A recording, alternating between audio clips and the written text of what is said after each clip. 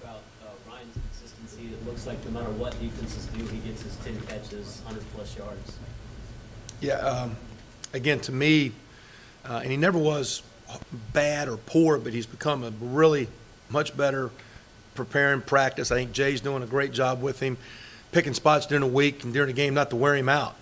There's sometimes, we're talking even this morning about a couple things like, hey, let's do this. Well, let's make sure that, we're not trying to get the ball to Ryan every time, but sometimes when he's maybe the decoy, because sometimes he is, because he does attract, double coverage and almost sometimes not triple, but you feel people relating to him. You want to use him as a decoy, but sometimes you want to run him 70, 80 yards as a decoy because it's 70, 80 yards of wasted running, and that fatigues him as the game goes on. But, again, we're trying to move him in different spots, I think, and we're not moving him for matchups.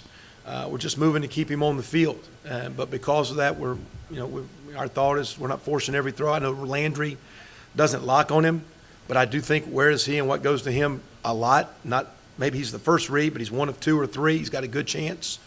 And I know Landry, if he's one or two or three, he makes sure he gets a good look if he's one or two or three. So probably a combination of him being a great player, working hard, and Landry has a lot of confidence. And I'm not saying I force it to him, but I used to work with Sean Payton, and I remember years ago he was at with the Giants, and he said, if I could get a progression with Amani Toomer as one and Shockey as two, and the back, who was a little back, the twin that Tiki Barber, he said, if I can get them 1, 2, 3 in a progression, something good's got a chance to happen. And if Ryan Broyles is 1, 2, 3 in a progression, he's got a chance to get it. And when he gets it, typically something good happens. So that's kind of the thought a lot of times. You eager to see how he does against this Texas secondary?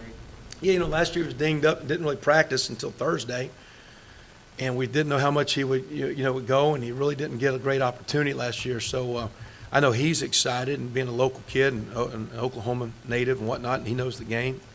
He's made plays throughout the last, his years in this game, although last year wasn't, a great day personally for him. But again, he was coming off that broken scapula that he had. But yeah, I mean, he'll be challenged, and at the same time, I know he's gotten to the point where I know he likes the challenge, and he'll rise to it. And I'm not saying he's going to get a bunch of catches and a bunch of yards, because I know they're going to put their best out there and lock him up. But I know he'll play well for us Saturday. I don't know. I have no idea what his numbers are going to be. I have not tried to get him 10 catches every game or 100 yards.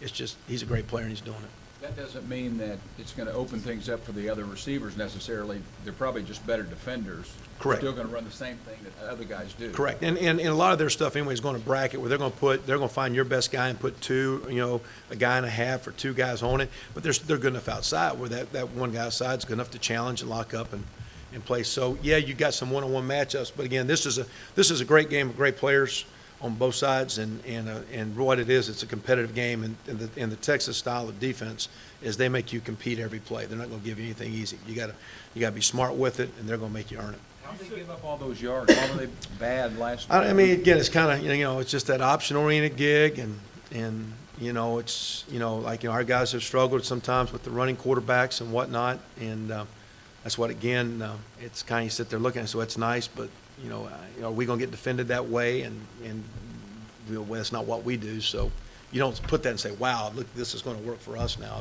You go back and look at the other games, and guys are pretty salty and going to challenge, going to make it. It's going to be a great game. Kevin Landry's had some experience, obviously, in some fairly big games. He played in this game last year, but he didn't start.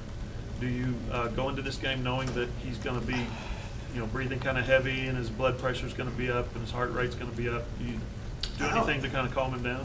Yeah, I don't, again, they're going to challenge throws. So I don't know if you just sit there and get a bunch of little easy throws and get him hot, because that's not their style. But I don't know if that's his makeup to get overly hyped. Just the way he carries and talks and communicates. And I mean, last year the first one, he was the best guy 2 years ago when Sam got hurt at BYU. He was the best guy at halftime in the locker room. And so again, he has played in a lot of games now. He has been under fire. He has made mistakes. He's played on the road. He's had struggles. He's had some good times. I think he's a young player learning and growing.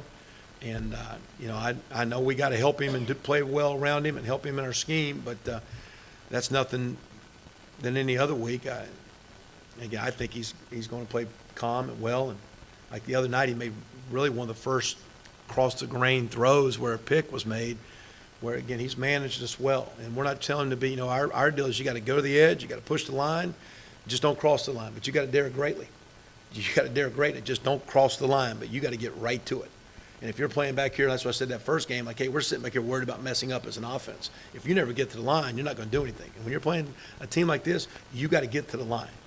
But you can't cross the line and have 5 turnovers like we did on the road last year in a couple games that got us beat. So we got to get to that line. I think he will, but I think he's getting mature enough he won't cross it.